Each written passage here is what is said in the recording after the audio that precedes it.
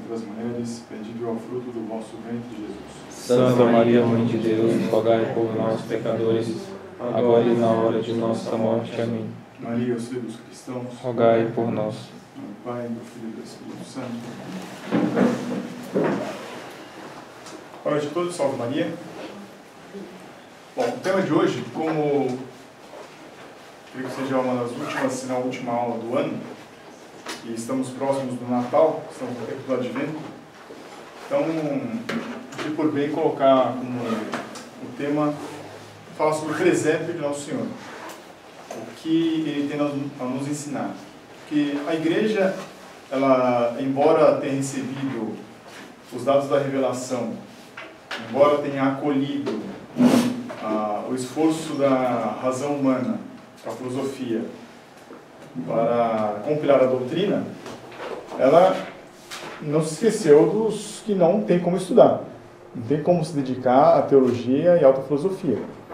Então, graças a Deus, com os santos, com a igreja, ela fez várias imagens, várias cenas, em particular aqui de São Francisco, que compilou o presépio como nós conhecemos, para nos ensinar muitas coisas. E vamos verificar que tem coisas bem interessantes no presépio. Bom, o presépio está remetido, claro, ao Natal. No primeiro domingo do Advento, é costume se montar o presépio nas casas das famílias e deixar o local do menino Jesus vazio para que ele seja preenchido no Natal. Esse era o costume. Esse era o costume de toda a família católica tinha. Infelizmente, hoje em dia, não temos mais esse costume. O que a gente vê hoje em dia é uma figura infeliz, chamada Papai Noel, que eu não sei porquê. O que se comemora no Natal? Comemora-se Papai Noel. Dá um monte de presentes. Não se tem significado algum. Imaginem vocês as pessoas que estão nos hospitais. Algumas que sabem que podem falecer daqui a pouco, podem vir a morrer daqui a pouco. Quer dizer, que Natal que ela vai ter? É óbvio que ela vai ficar muito triste, se não até ficar com revolta dessa data, porque está todo mundo contente, comemorando não sei o quê, e ela está a ponto de vir a morrer. Ou seja, quem não tem a verdadeira doutrina, quem não tem a verdadeira fé, o Natal fica uma data sem sentido. Não é à toa que é comum as pessoas que trabalham, elas preferirem folgar no Ano Novo do que no Natal. Claro, porque o Natal não tem sentido algum. Quer dizer, então, os homens, eu creio que os inimigos da igreja, me parece que eles sabem que é impossível tirar uma data, uma comemoração costumeira que faz mais de 2000 anos. Como é impossível, então é melhor colocar alguma coisa no lugar. É um princípio, né? Que você só destrói algo quando você substitui esse algo. Então, no caso do Natal, é mais fácil, é mais eficaz substituir Nosso Senhor pelo Papai Noel. Assim como na Páscoa é o coelhinho, assim como no dia 12 de outubro é o Dia das Crianças, assim como no dia 1º de janeiro é o Dia da Fraternidade Universal. Quer dizer, tudo isso para exatamente colocar algo no lugar das comemorações religiosas católicas, diga-se de passagem, né? Quer dizer, aqui coloquei apenas como um exemplo de como hoje em dia é isso. Já me disseram que até por conta da restrição financeira, fiscal do Estado, da situação da crise econômica, até os adereços natalinos estão mais escassos hoje em dia. Mas até isso está em falta. Nem mesmo, então, as guirlandas, as árvores de Natal, os papais noéis estão aí na moda, estão fora de moda, por conta da falta de dinheiro, né? Quer dizer, obviamente isso aqui não é nosso. Isso aqui não é católico, obviamente, né? Isso me fez colocar uma passagem aqui do profeta Jeremias, que me parece que vale muito bem para hoje. Veja o que o profeta Jeremias diz. coisas espantosas e estranhas se têm feito nesta terra. Os profetas profetizaram a mentira, e os sacerdotes do Senhor os aplaudiram com suas mãos. E o meu povo amou essas coisas. Que castigo não virá, pois, sobre essa gente no fim disso tudo? Porque talvez pior do que substituir alguma coisa pelo Natal real de nosso Jesus Cristo é você fazer uma caricatura disso. Que é o que muita gente hoje vê com muitos representantes da igreja, infelizmente. Eu fiquei sabendo ontem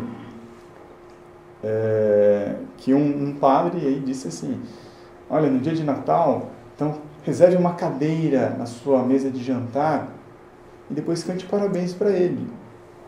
Parabéns para quem? Para Jesus Cristo que nasce no dia de Natal, né? Porque se comemora o aniversário, né? Isso me faz lembrar uma amiga minha que tem alguns parentes lá no Oriente, que elas têm culto aos mortos, que no dia de finados eles fazem exatamente isso.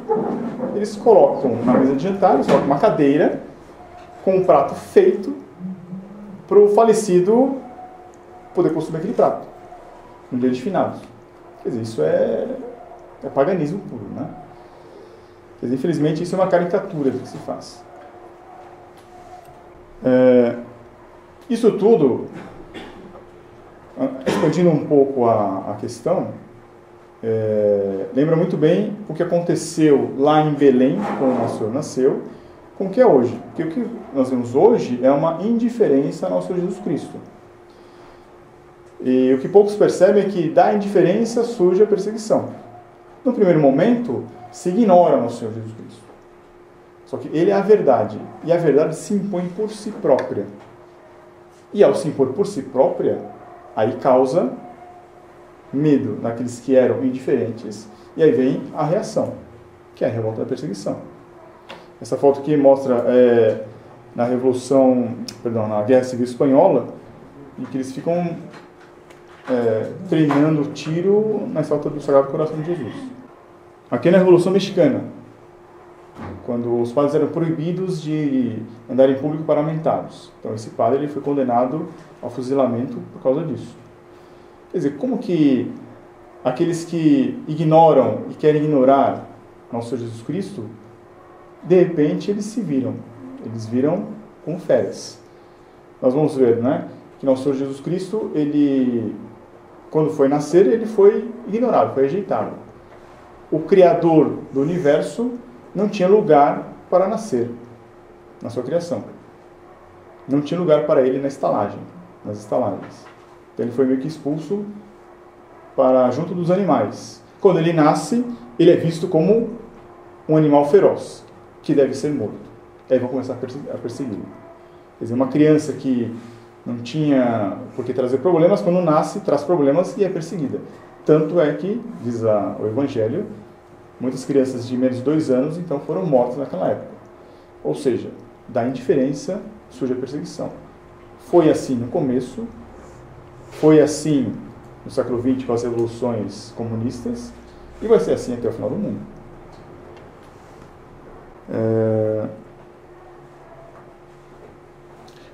Antes de entrar aqui nesse ponto, nesse slide, convém lembrar uma coisa. Que eu havia dito assim, que o presépio tem a ver com o Natal. Mas, afinal de contas, o que se comemora no Natal? No Natal se comemora o nascimento de nosso Jesus Cristo. Isso é verdade. Mas isso não tem nada a ver com cantar parabéns a você, de acender uma velinha e colocar um lugar na mesa para o aniversariante. Como muita gente ainda fala. Eu, quando me converti, pensava que era isso. É como a gente ouve falar assim, nossa, essa data, o aniversariante nunca é lembrado, né? Isso não tem nada a ver. O que nós comemoramos no Natal, isso tem que ficar muito claro, é que nós comemoramos o nascimento do nosso Salvador. Esse é o grande ponto-chave, inclusive da religião católica. Nós comemoramos o nascimento do Salvador. Porque se ele fosse meramente um profeta ou alguém que trouxe um código moral mais elevado, ele seria mais um com um código moral a ensinar à humanidade o amor. Isso é falso, isso é uma mentira. Se ele fosse um homem que veio apenas ensinar o amor, Primeiro, ele não seria uma pessoa boa. Por quê? Porque ele seria um mentiroso. Porque está dito na Escritura. Ele disse, eu sou a verdade. Imagina hoje em dia, nós numa roda de amigos, falar assim, eu tenho a verdade. Você ou é espancado ou é ignorado.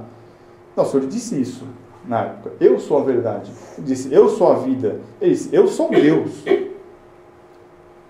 Quer dizer, se as pessoas falam que essa pessoa que trouxe um código moral elevado, que veio pregar o amor, ele é uma pessoa boa, então eles deveriam acreditar nessa pessoa. Diz que ele é Deus. Mas eles não acreditam. Então ele está mentindo. Se ele está mentindo, então ele não é bom. Então não tem um código moral. Percebem a contradição aí? Ele é o único, aí eu entro aqui, ele é o único que veio de maneira pré-anunciada. Assim como um embaixador vai para um país, antes de ele chegar lá, o governo de origem manda as credenciais do embaixador. Olha, vai chegar tal fulano, ele é assim, assim, assado, tem autorização aqui para ele nos representar. Isso é o normal. Imagina alguém vir em nome de Deus. Seria razoável pensar que ele seria anunciado antes. Ó, em tal data, em tal situação, o representante, o Filho de Deus, o Salvador, o Messias, ele virá. Coisa que a gente não vê com Buda, com Maomé, com Confúcio, Lao Tse. Nenhum deles foi pré-anunciado. Nosso Senhor Jesus Cristo ele foi pré-anunciado. Onde? Nas profecias do Antigo Testamento. Lá ele foi pré-anunciado. Aliás, lá em Adão e Eva, quando eles cometeram o pecado original, lá já foi previsto a vinda do Salvador. Né? Quando Deus, nosso Senhor, coloca lá que entre a serpente, a descendência da serpente e a descendência da mulher, haverá inimizades. Quer dizer que, apesar da aparente vitória da serpente ao tentar e fazer com que Adão e Eva pecassem, seria aparentemente uma vitória, Deus intervém e fala assim, olha, mas virá a descendência da mulher que vai te esmagar. Ou seja, haverá aí a redenção, haverá a retificação da humanidade. Estava lá já previsto antes, então já foi pré-anunciado. A gente pode imaginar o seguinte, Adão e Eva, quando formou-se o primeiro núcleo familiar ali, Caim, Abel, Sete, começou a expandir a humanidade, essa profecia, esse pré-anúncio, essa promessa da vinda do Salvador, foi passada de geração em geração. Foi passada de pai para filho. Mas nós sabemos que vários povos, com exceção de o povo hebreu, vários povos caíram na idolatria. Mas todos eles tiveram alguma coisa ali que manteve essa profecia, essa promessa da vinda de um redentor ou de alguém que fosse divino, que iria trazer a idade de ouro. Estou usando vários termos de várias lendas mitológicas. Né? Quer dizer, essa história permeou a humanidade então, com vários povos. Não é à toa que tem um estudioso inglês, acho que inglês, chamado Joseph Campbell, que ele escreveu um livro chamado Poder no Mito, e ele coloca vários mitos, um em paralelo com o outro, colocando várias semelhanças entre os mitos. Claro, ele quer provar o quê? Que todas as religiões são iguais, inclusive o catolicismo. Mas nós, como temos um dado da fé, nós vemos que não. Na verdade, isso aí são pequenas corrupções, deturpações de uma promessa que estava lá em Adão e Eva. E que foi se revestindo de histórias, lendas e mitos entre os povos. Mas então é comum se dizer que nosso Senhor, ele, além de ser pré-anunciado, ele era esperado. Ele era o esperado pelas nações. Eu não tenho aqui de cor as citações, mas os romanos tinham, os gregos. Todos falavam assim, que virá do Oriente o Messias, virá do Oriente o Salvador. Virá do Oriente aquele que trará a idade de ouro. Até na China, só que na China, como está ao contrário, eles diziam do Oeste, do Ocidente, que virá o Salvador. Então havia essa noção aí, alguma coisa um pouco na penumbra, mas tinha essa noção de que alguém especial viria para retificar a humanidade. Então ele era esperado. Buda não era esperado. Maomé também não. Ele era. E tem as profecias do Antigo Testamento para mostrar isso. E com o Novo Testamento, e aí vem a história, e mostra que realmente ele cumpriu todas as profecias. E o terceiro dado, que é fundamental se pensar, ele é o único homem que nasceu para morrer. Todos nós aqui nascemos para viver. Todos os nossos pais, principalmente a mãe quer que o filho viva, que ele se desenvolva, que ele se torne alguém de sucesso, alguém com prestígio. Nosso Senhor Jesus Cristo não. Ele veio já com um projeto pré-definido. O quê? Para morrer. Colocaria até isso, sofrer e morrer pelos pecados dos homens. Ele vem com essa missão. Todos nós, é como dizer, todos nós temos uma missão aqui. Deus tem um projeto para nós. Nosso Senhor Jesus Cristo tinha uma coisa bem específica. Morrer por nós. E Nossa Senhora sabia disso. Ou seja, ela tinha noção de que ia criar o próprio filho, não para a vida, não para ter um sucesso, mas para a morte. E ela viu, ao longo do tempo, que ela meditava isso no seu coração, seria uma morte das piores, a morte de cruz. Quer dizer, é uma coisa muito singular. Se o demônio, ou como está dito nas profecias, né? Se o anticristo vier, ele não virá com chagas nas mãos. Ele não virá começando com uma derrota, como foi a derrota da cruz. O anticristo virá com todo sucesso, com toda a pompa, falando bonito. E todos vão atrás dele. Nosso Senhor Jesus Cristo foi ao contrário. Ele começou em Belém como um menino qualquer, numa gruta, num estábulo, junto dos animais. Ele morreu junto dos ladrões, desacreditado. Todos os seus seguidores, com exceção de São João, fugiram. Ou seja, a nossa religião começou, entre aspas, com uma derrota. Aparentemente. Eu imagino que o demônio devia estar pensando que ganhou a batalha, ganhou a guerra, mas na verdade estava perdendo ali. Exatamente na cruz, houve a maior derrota ali. Esse é o grande paradoxo, né? As outras religiões não se encontra isso. Lá só se fala de... Como que é? São Luís de Montfort, no seu livro Carta aos Amigos da Cruz, ele diz: não se engane com aqueles que falam sobre paz, alegria, amor, saúde, prosperidade. É tudo que a gente ouve hoje. Nosso Senhor é ao contrário.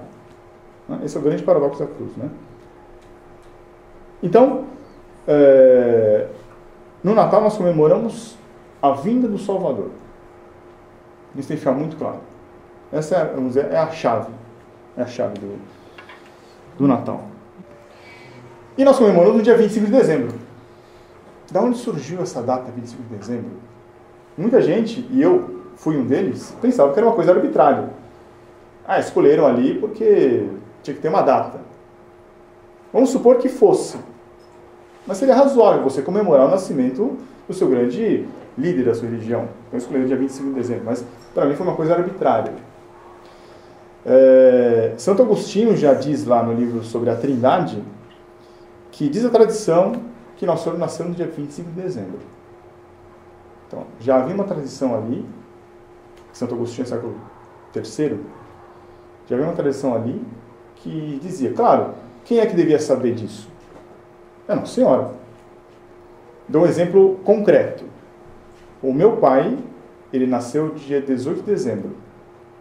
Só que ele comemora o aniversário dele somente em janeiro. Por quê? Porque no interior o cartório ficava longe, numa cidade distante, então ele nascia num dia e ia ser registrado no outro. Mas como é que a gente comemora o aniversário dele? No dia 18 de dezembro. Mas por quê? Porque a mãe dele, que é a minha avó, falou, ele nasceu tal dia. Não importa se foi no papel que está ali. Aliás, eu podia até falsificar o papel também. Mas a gente acredita na pessoa. Assim, é muito razoável acreditar que Nossa Senhora disse, ele nasceu tal dia. Então, por tradição oral, ficou dia 25 de dezembro. Mas não é só isso, né?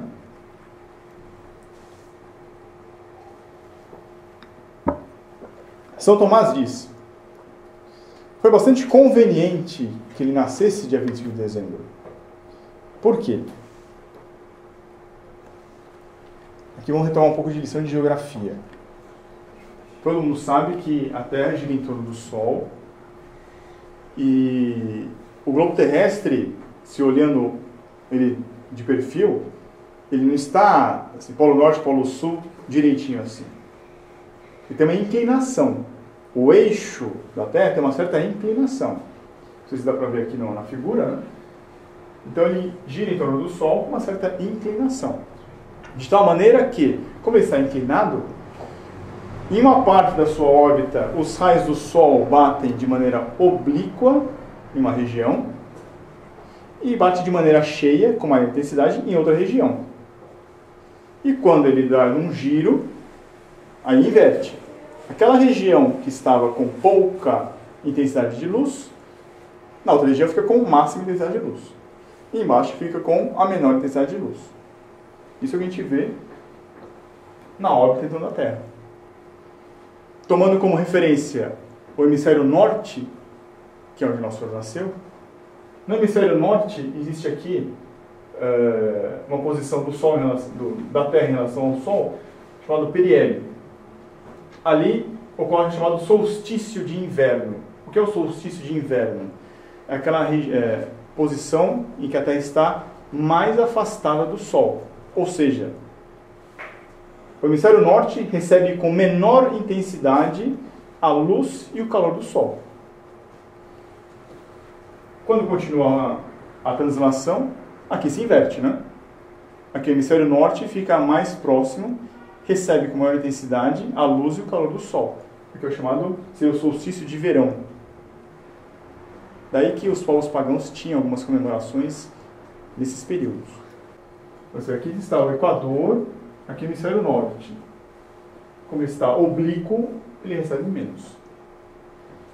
Curiosamente, o solstício de inverno no hemisfério norte se dá exatamente no período ali de 22, 25, 27 de dezembro. Isso varia, né? Exatamente nesse período. Aí São Tomás diz: foi conveniente que nosso Senhor Jesus Cristo nascesse nesse período aí.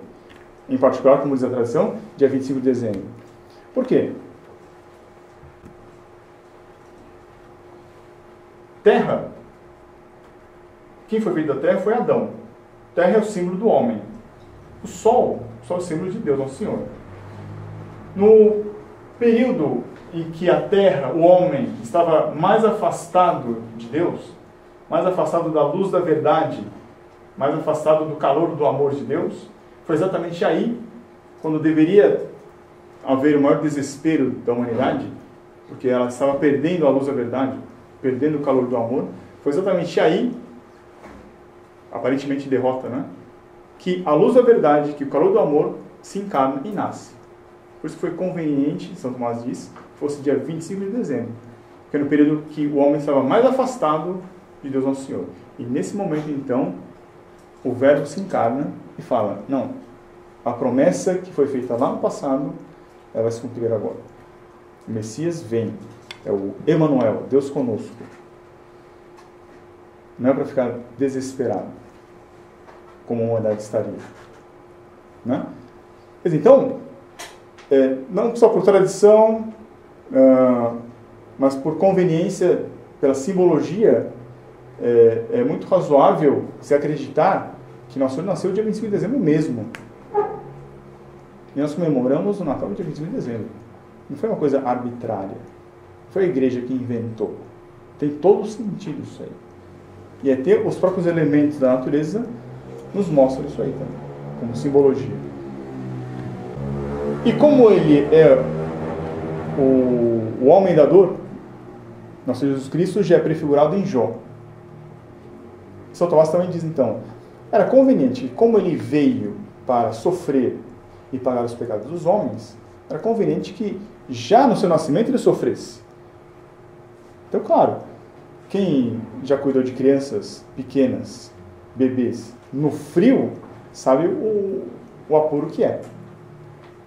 Quer dizer, então, nosso Senhor Jesus Cristo, já menino, já bebê, ele já estava predisposto aí, ele estava manifestando essa predisposição de sofrer como? Nascendo no inverno. Não nascendo na comodidade, no conforto de um verão ou de uma primavera, que é mais ou menos. Foi no frio. já sofria então. E Nossa Senhora, sendo corredentora, também já sofria ali também. Tudo bem aqui? Ficou claro essa questão da geografia? Bem interessante, né? Agora vamos entrar provavelmente no presépio. Acho que todo mundo aqui deve ter na cabeça um esquema de como que é um presépio, né? No presépio temos Nosso Senhor Jesus Cristo no meio, envolto em panos, Nossa Senhora junto, São José. Temos um boi, um burro, porque eles estavam no estábulo. Estábulo é um local onde ficam os animais. De um lado tem os pastores, que foram anunciados pelos anjos. Os anjos é que anunciaram o nascimento do Salvador aos pastores. Do outro lado temos também pequeno, a estrela, chamada Estrela de Belém, a estrela que guiou os reis magos. Os reis magos atribui-se a eles como sendo astrólogos, mas a astrologia, no caso, é o estudo ali dos astros, né? Dos planetas e estrelas. Eles tinham um certo conhecimento, então, eles estudavam os céus e viram, então, que aquelas profecias ali, aquela promessa de que viria o Salvador, estaria se cumprindo agora. E a estrela é que os guiou até Belém. Aqui está a cena dos reis magos. Eles trouxeram os presentes para Nosso Senhor, né? Todo mundo sabe que é ouro, incenso e mirra.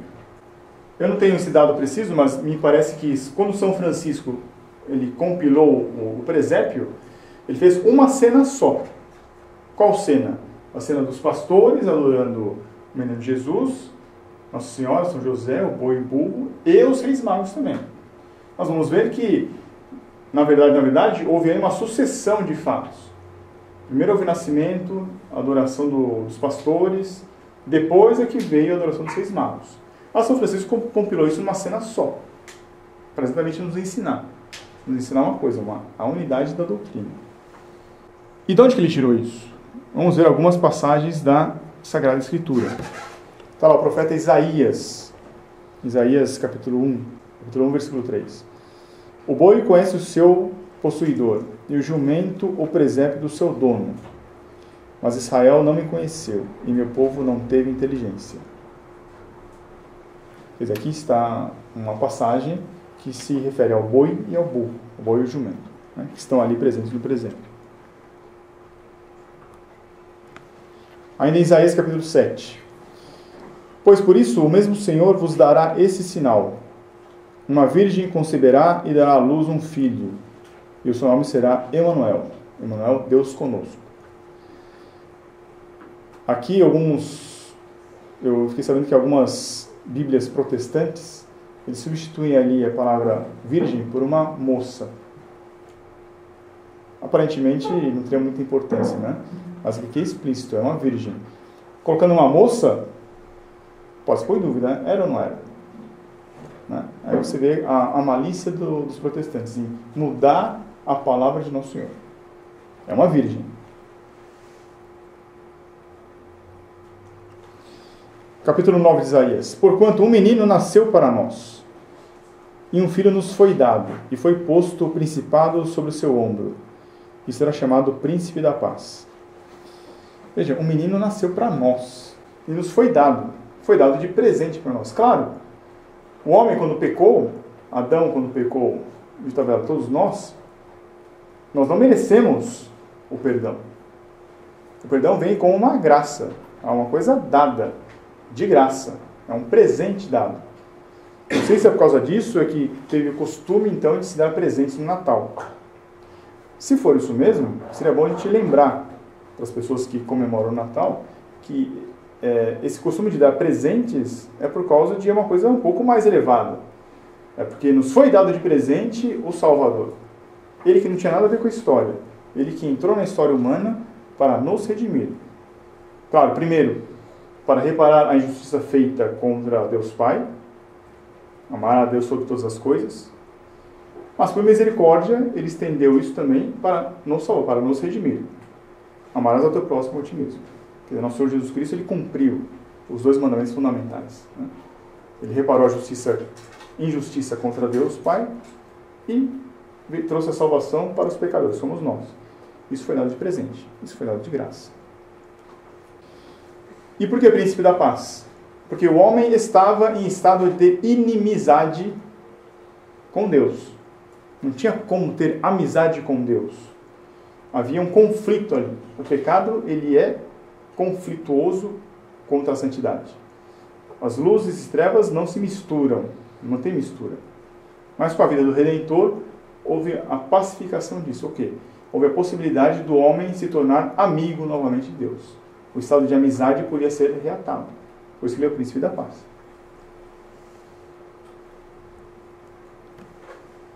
Aí o profeta menor, chamado Miqueias, no capítulo 5, diz lá: E tu, Belém, chamada Efrata, tu és pequenina entre os milhares de Judá, mas de ti é que me há de sair o Messias, aquele que há de reinar em Israel, e cuja geração é desde o princípio, desde os dias da eternidade. Você vê aqui que interessante? O profeta Miqueias já falava que da cidade de Belém é que nasceria o Salvador. E aqui ele já fala das duas naturezas, a natureza divina e humana. A natureza humana por quê? Porque é de ti que sairá o Messias. Quer dizer, é uma pessoa, ele vai nascer. E cuja geração é desde o princípio. Ou seja, o princípio é a segunda pessoa da Trindade, não é? É a geração eterna do Verbo. Aqui já está a divindade de Deus. Então, Deus e homem, verdadeiro Deus e verdadeiro homem, nosso Jesus Cristo, já estava profetizado ali em Miqueias. E ele viria de Belém, da cidade de Belém. Agora, já no Novo Testamento, em São Lucas, e estando ali, aconteceu completarem-se os dias em que devia dar à luz. E deu à luz o seu filho primogênito, e o enfaixou, e reclinou numa manjedoura, porque não havia lugar para eles na estalagem. E eis o sinal: encontrareis o menino envolto em panos, e deitado numa manjedoura.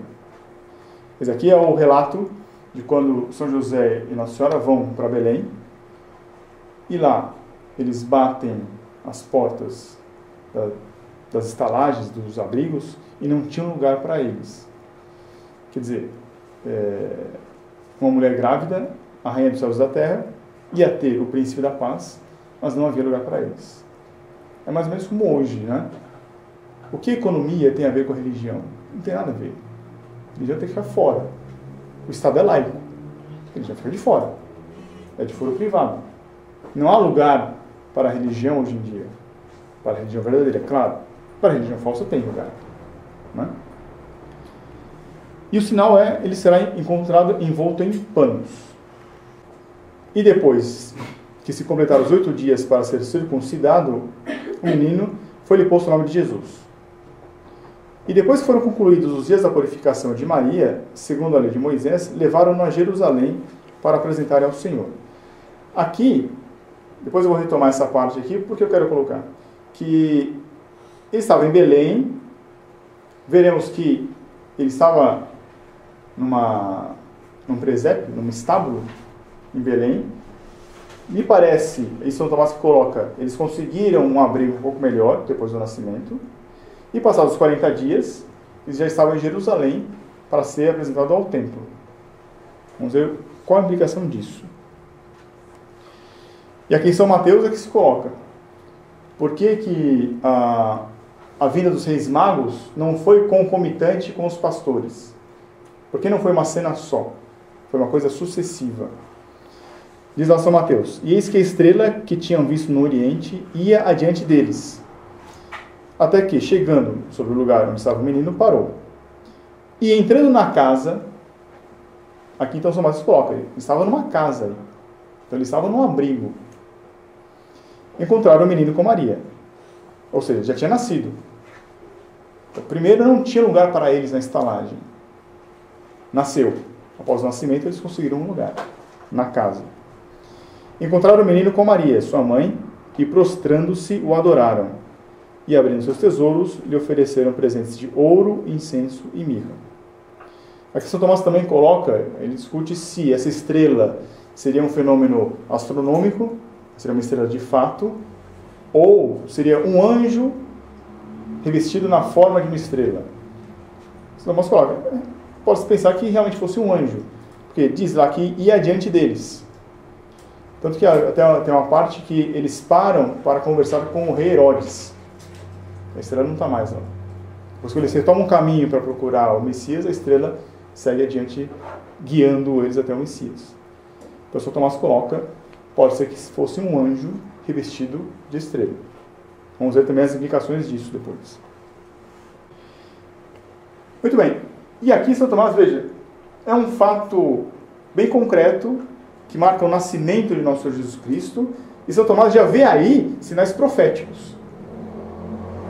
Bem, em Belém, nosso Senhor Jesus Cristo se manifestou aos pastores. Os pastores eram judeus. Seriam os primeiros judeus aí que acreditaram que aquele era o Messias. Depois, 13 dias, vieram os reis magos. Os reis magos simbolizam os pagãos, os que não têm a verdadeira fé, mas que eles se convertem. Então vieram e adoraram também o menino Jesus. Aí seríamos nós. Por fim, em Jerusalém, 40 dias após, lá no templo, novamente Nosso Senhor se manifesta ali. E São Tomás coloca, isso aqui seriam os demais judeus. Então seria na história, primeiro tem um pequeno grupo, um pequeno núcleo de judeus que se convertem, depois vem os pagãos que se convertem, somos nós. No final dos tempos, está dito lá, que os judeus também vão se converter. Então, já no nascimento do Nosso Senhor, já havia uma visão profética ali, de toda a história da humanidade. Quer dizer, que até os judeus, no final dos tempos, e está simbolizado aqui por Jerusalém, 40 dias após o nascimento, quando ele é apresentado no templo, e aí o profeta Simeão, a profetisa Ana, que confessam Nosso Senhor, então está simbolizado ali a conversão dos judeus também. Para ver como que é rico o Evangelho, né?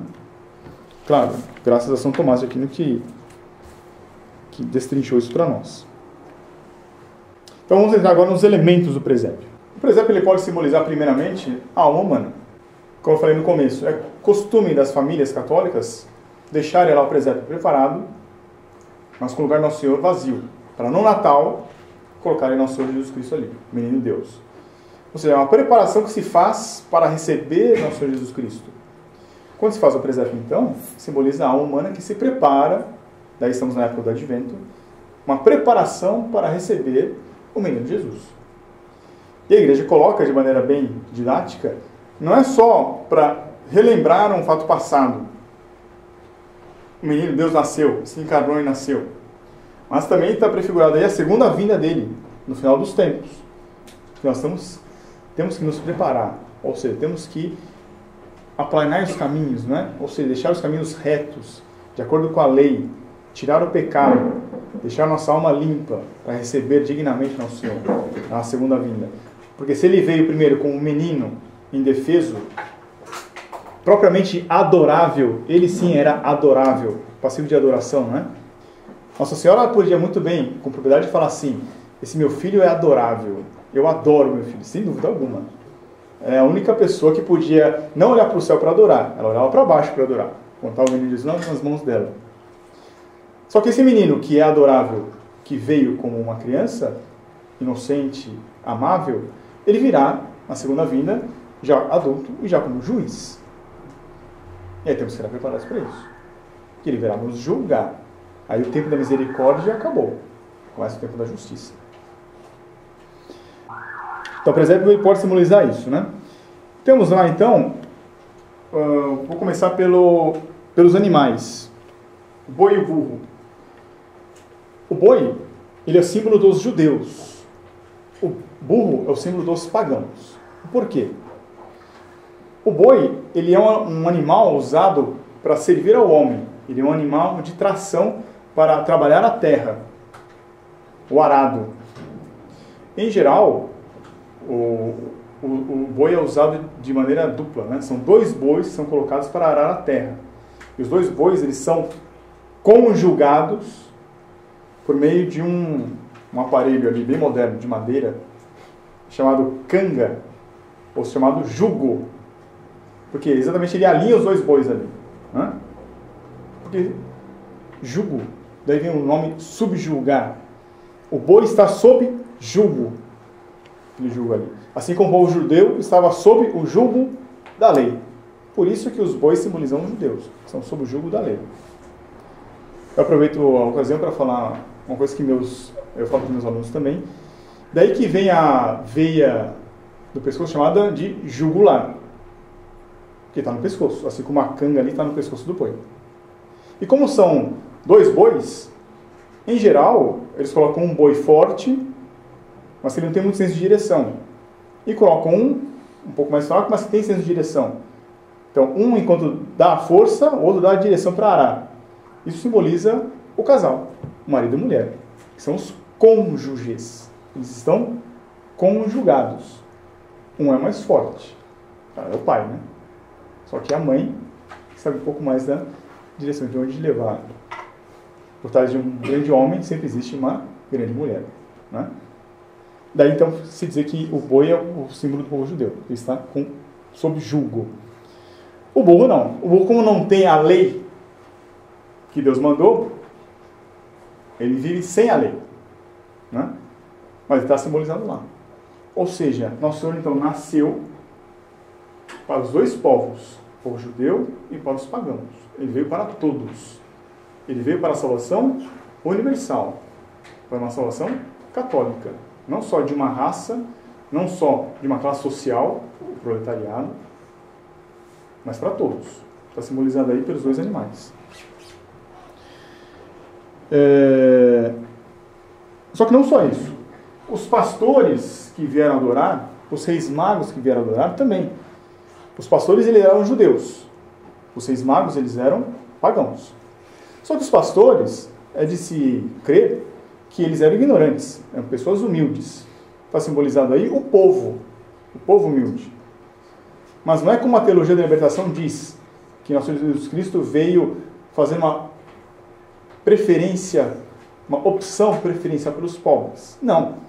Ele também veio salvar os governantes, as autoridades, os reis magos que estão representados. Aqueles que têm conhecimento.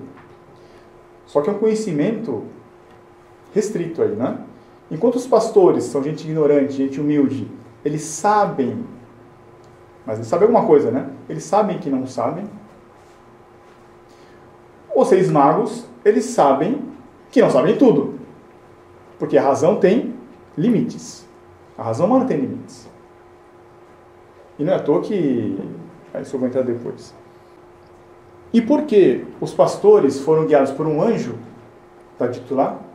E, conforme São Tomás diz, os reis magos foram guiados por uma estrela. Por um anjo na forma de uma estrela. É porque, como os judeus eles tinham a revelação, eu poderia dizer assim, praticamente Deus conversava com o povo judeu, não é? Conversou com Moisés, deu as tábuas da lei, tinha a revelação, eles tinham a religião verdadeira. Então era conveniente que para esse público fosse dado um instrumento adequado a esse público. Um anjo na forma de gente. Apareceu um anjo e falou: vinde, vamos adorar. Está lá em Belém. O sinal é: encontrarás uma mulher, uma virgem, com um menino envolto em panos. Falou com os pastores.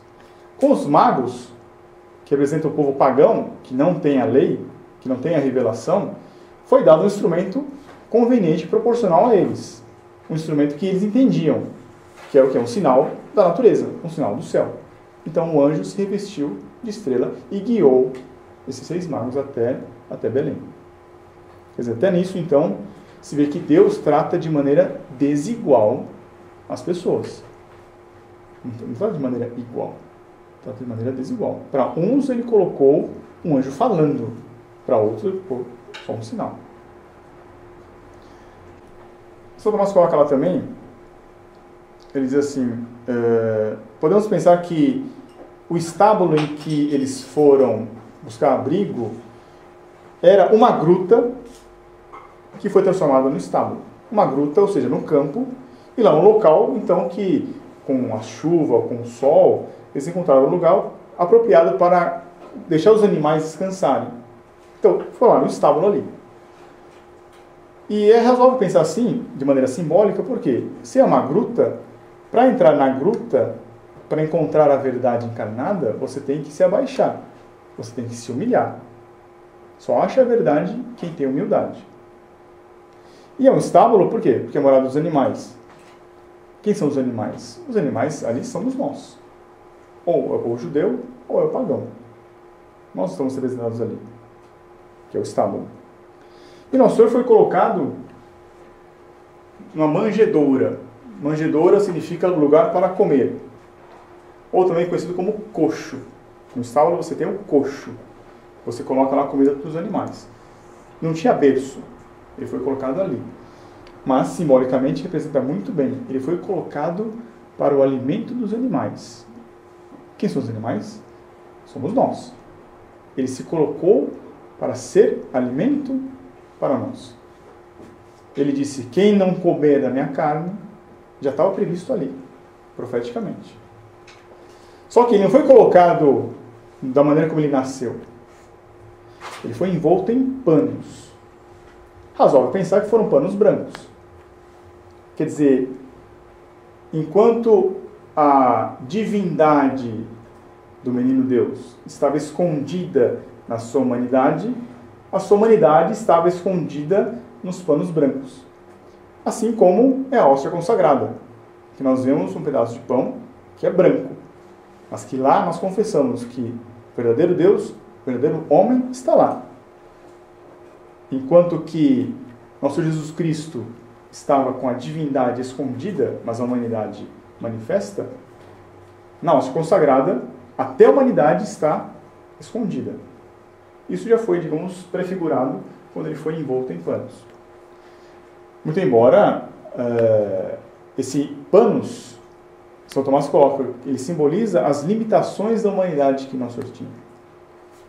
Quer dizer, o onipotente, ele se vê agora preso diante das limitações humanas. Ele vai passar fome, ele vai passar sede, né? Ele vai ter que andar, ele vai se cansar, ele vai querer dormir, como ele dorme na barca. São as limitações humanas. Aí é o símbolo dos panos que são envolvidos. Mas você vê que ele é colocado no local para comer, no coxo, na manjedoura. Quem vai comer são o boi e o burro, os judeus e os pagãos. E não é à toa que Miqueias disse que, e tu, Belém, de ti sairá o Messias. Porque em hebraico, Belém é Bet-Lehem. Bet significa casa. Lehem significa pão. É a casa do pão. Então era muito conveniente que ele saísse, embora ele fosse de Nazaré ali, ele tenha ido para Belém para cumprir uma ordem do imperador. Você vê que Nosso Senhor ele é bem político, né? Ele não foi um revoltado contra o sistema, ele não queria fazer uma revolução contra a opressão. Não, o imperador mandou fazer o recenseamento, então São José e Nossa Senhora saem de Nazaré e vai até Belém. Ele nasce lá em Belém, na Casa do Pão. Ora, a Casa do Pão, quem é a Casa do Pão? O que é a Casa do Pão? É propriamente a igreja. Então aí está prefigurado também, simbolicamente, o presépio como sendo a igreja católica. Porque ela é que é a casa do pão. E eu faço um pequeno link com uma coisa interessante. Isso já foi prefigurado antes no Antigo Testamento, quando o povo hebraico, fugindo do Egito, eles caminharam no deserto até a Terra Prometida. Seremos nós. Nós que estamos aqui na Terra, estamos lutando todos os dias, na esperança de ser salvos um dia. Terra Prometida, que é o paraíso, né? Só que no meio do caminho, Deus, por misericórdia, ele concedia um alimento para eles. Que alimento que era esse? Um pão, que é como um orvalho, que ele concedia vindo dos céus. Seria o pão dos céus. É chamado maná. Maná, em hebraico, significa, se for traduzir maná, significa o que é isso? Porque quando começou a ter aquele pão que vinha para eles se alimentarem, eles ficaram estupefatos. O que é isso? De tanto perguntar o que é isso, pegou o nome isso aí. Maná. Tempos depois, nosso Senhor Jesus Cristo responde essa pergunta. O que é isso? Ele fala, isto é o meu corpo, que será dado por vós. Já está prefigurado aqui também no presépio. Aquilo que estava prefigurado no maná está agora se concretizando no presépio. Isso é o meu corpo. Quem não comer da minha carne não se salvará. É a hóstia consagrada. Eu não sei se o latim me permite isso, mas nós cantamos panis involutus, né? Envolto em panos. E pão é pane também, né? Em latim. A raiz é a mesma. Quer dizer, os panos aí simbolizam de fato o pão dos anjos, que é a hóstia consagrada. Deus Nosso Senhor.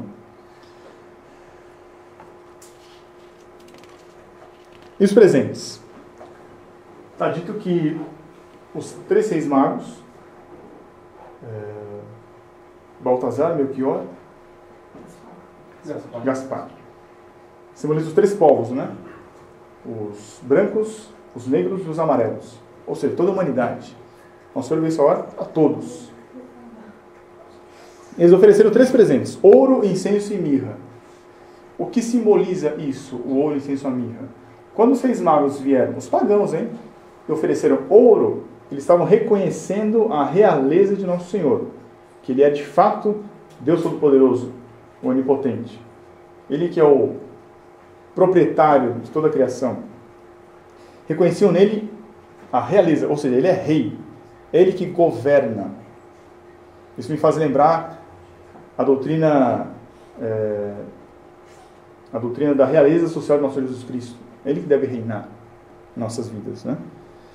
Com o incenso, todos conhecem, é algo que se usa na liturgia, né? Ela representa as orações. Quer dizer, ali estavam reconhecendo a divindade de Nosso Senhor, ao oferecer incenso para Ele. Reconhecendo a divindade, eles estavam reconhecendo ali que o menino Deus, ele era o profeta. Ele era o profeta por excelência. Que é a palavra de Deus encarnada, né? Ou seja, é a sabedoria de Deus. E com mirra era uma substância feita para embalsamar corpos.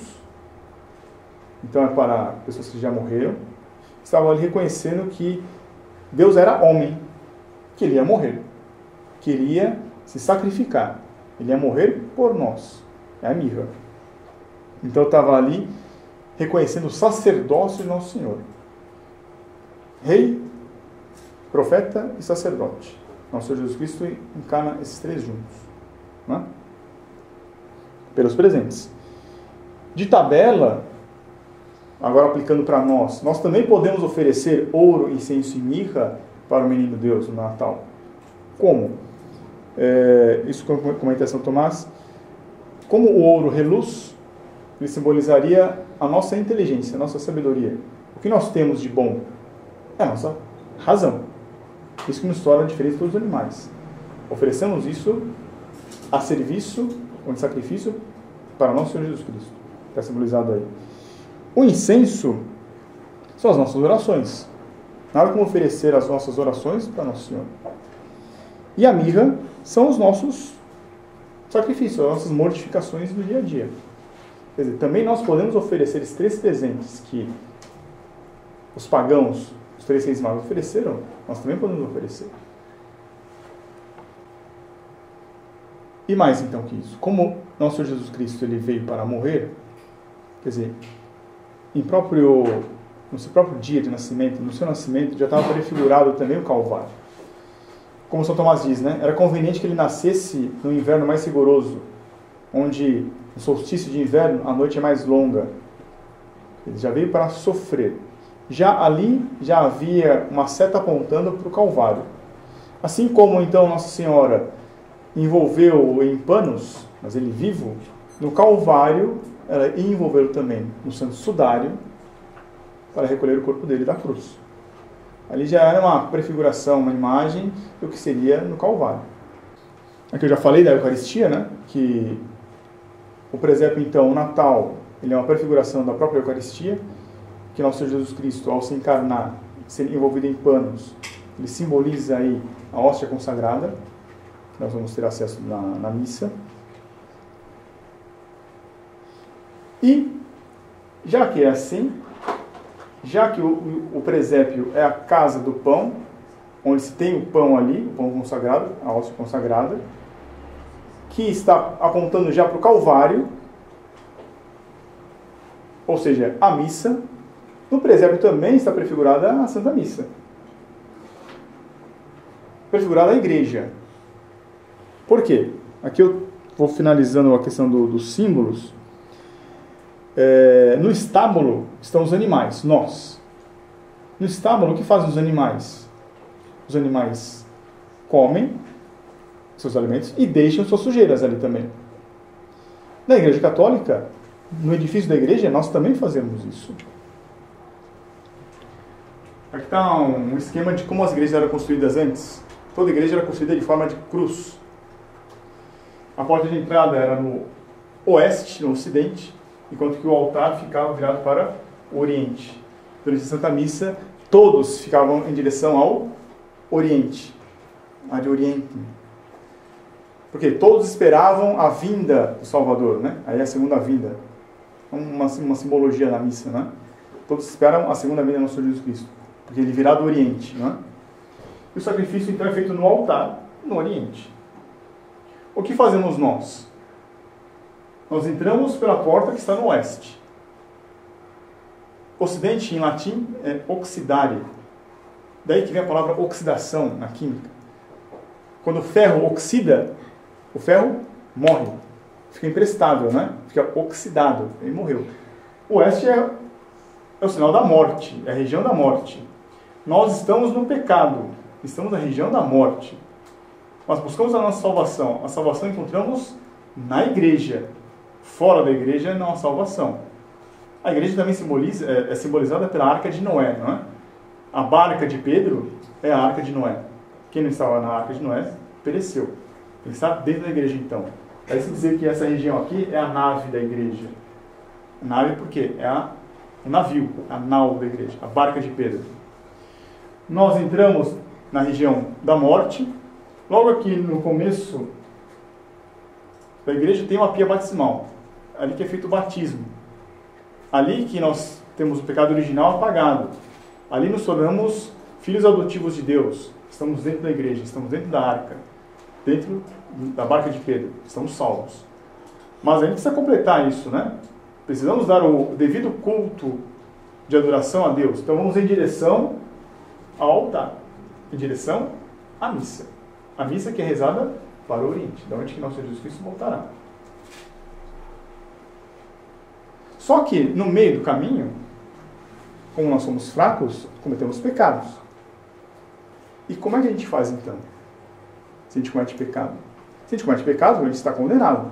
Como é que a gente vai se salvar aí? Aí tem a segunda tábua da salvação, que é a confissão.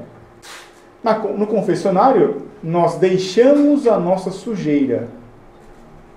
Após deixar a nossa sujeira, nós vamos para a mesa da comunhão, para nos alimentar do pão vivo que desceu do céu.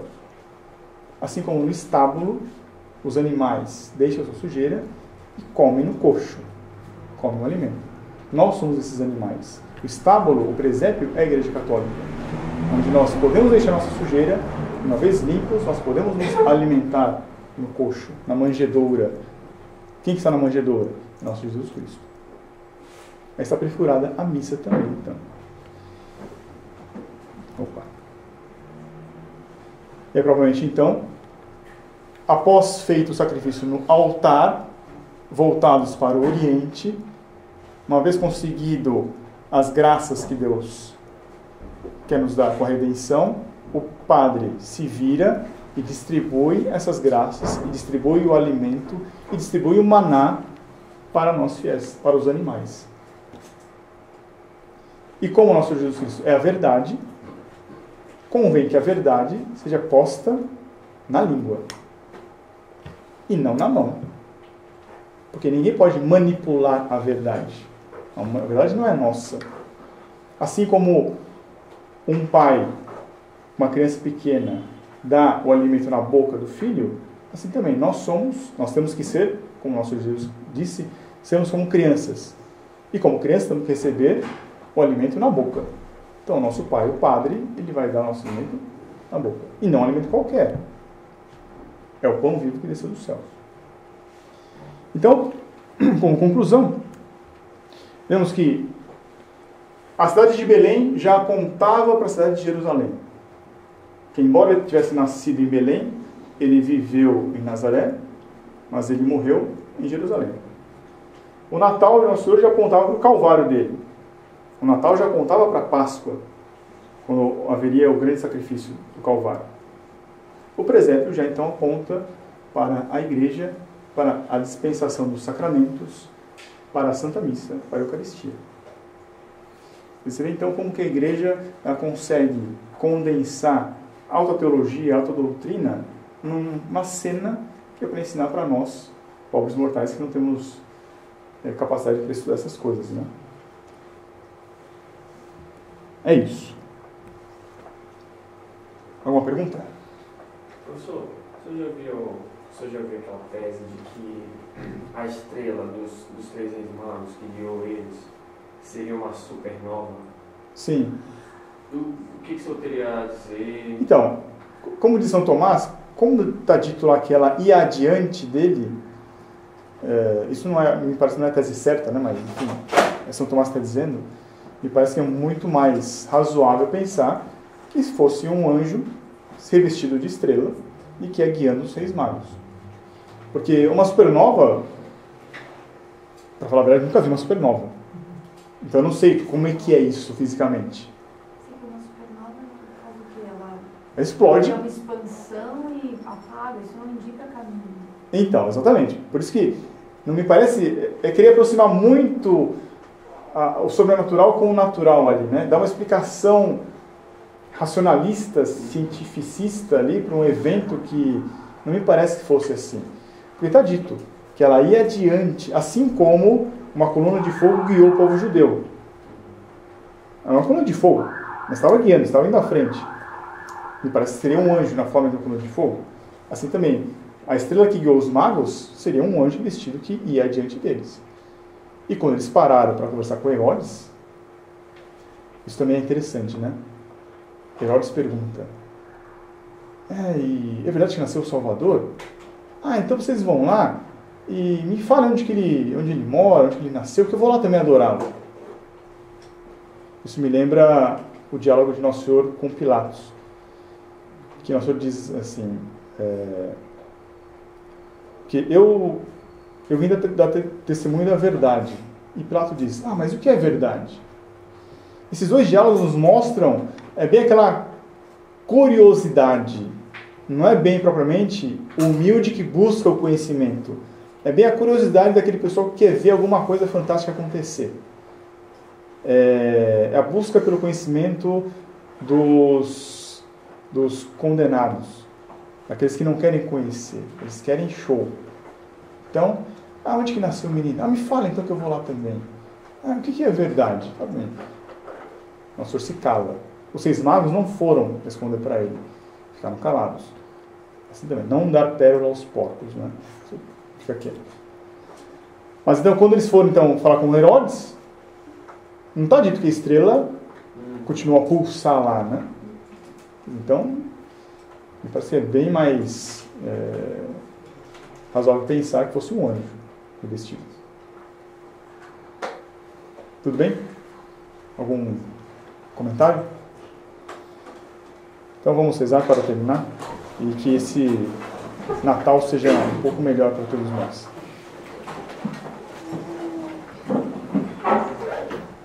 Em nome do Pai, do Filho e do Espírito Santo. Amém. Ave Maria, cheia de graça, o Senhor é convosco. Bendita sois vós entre as mulheres, bendito é o fruto do vosso ventre, Jesus. Santa Maria, Mãe de Deus, rogai por nós, pecadores, agora e na hora de nossa morte. Amém. Nossa Senhora de Belém, rogai por nós. Em nome do Pai, do Filho e do Espírito Santo.